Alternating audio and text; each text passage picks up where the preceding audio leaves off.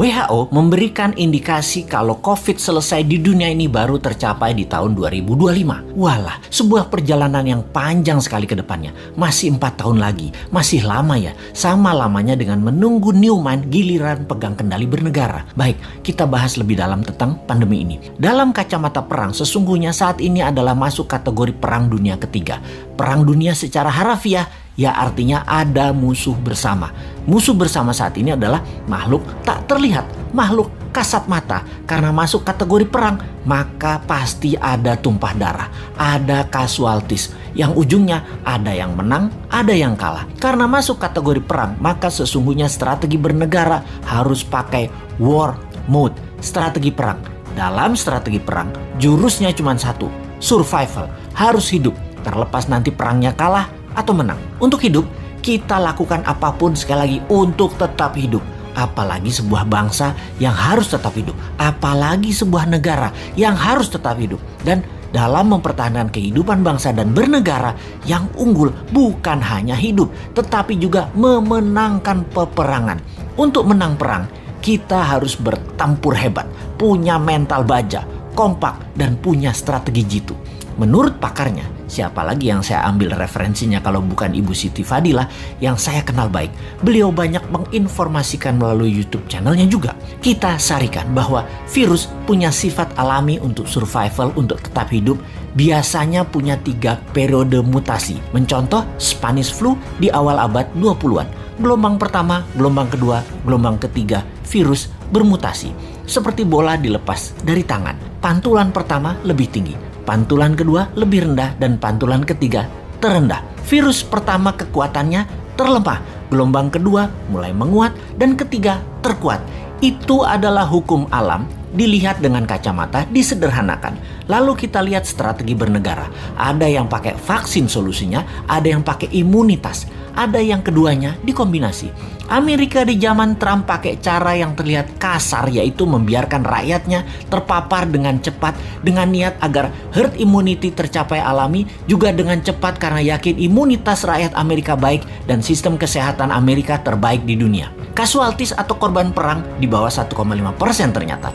Saat ini terdapat data bahwa 49% rakyat Amerika sudah terpapar dan punya imun sistem sendiri, dan suntik vaksin sudah mencapai 20% populasi, alias herd immunity sudah tercapai di Amerika saat ini. Vaksin tetap dilanjutkan. Prinsip kebijakan Gedung Putih ala Trump melawan Fauci dan WHO, namun membuahkan hasil positif sekarang. Penasehat Biological Warfare Gedung Putih menyarankan Trump waktu itu, strain gelombang pertama itu terlemah. Secepatnya saja disebar dan paparkan dengan tanpa mengikuti protokol WHO dan Fauci yang sepertinya mau menghambat agar Amerika rakyatnya maskeran dan strain gelombang pertama kenanya sedikit sehingga vaksin laku terjual setelahnya. Bahaya kalau gelombang pertama dibatasi atau ditahan. Keserang gelombang kedua, pertahanan imunitas masyarakatnya kurang. Jadi gelombang pertama lepas saja. Toh sarana kesehatan bagus. Itulah analisa dan strategi Gedung Putih di masa Trump yang terbukti tidak ada gelombang kedua di Amerika yang telak. Pada saat ini karena herd immunity tercapai, Amerika menang perang melawan COVID.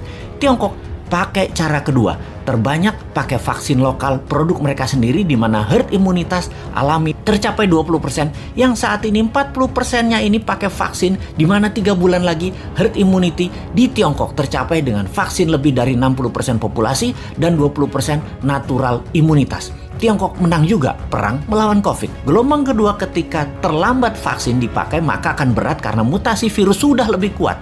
Dan yang tanpa vaksin terpapar gelombang kedua menjadi berat lagi pengaruhnya atas kesehatan adalah benar. Strategi yang harus cepat-cepat dilakukan adalah vaksin disuntikan ke masyarakat. Di Indonesia, ketika gelombang pertama ternyata hanya memapar 10%-an populasi dan vaksin saat ini baru mencapai 20%-an populasi. Saat ini gelombang kedua terjadi di Indonesia. Sementara yang berimbas atau vaksin atau yang punya herd imunitas baru mencapai 30%-an populasi. Dan hanya mereka inilah yang mungkin kuat terhadap virus gelombang kedua saat ini. Dan mudah-mudahan sekali lagi tidak ada gelombang ketiga mutasi COVID, yaitu COVID yang terakhir mutasinya yang terkuat. Kita harus segera mencapai herd imunitas saat ini, segera. Inilah hal yang kasihan pada pemerintah saat ini. Kita tidak menyalahkan hal ini sudah terjadi, tetapi kita harus melihat ke depan. Sistem kesehatan kita belum sebaik negara maju. Imunitas vitamin makanan masyarakat juga belum sebaik negara maju. Maka yang terbaik kita bantu pemerintah saat ini dengan PPKM-nya Jawa Bali, kita taat 100%. Diam di rumah selama 3 minggu, gunakan minimum movement selama 3 minggu, makan sehat, hidup sehat, baca buku, dan olahraga. Ini semua karena sudah kadung, dan kadung juga pemerintah beli vaksin banyak banget, sampai 400 juta katanya, untuk memvaksin seluruh rakyat Indonesia.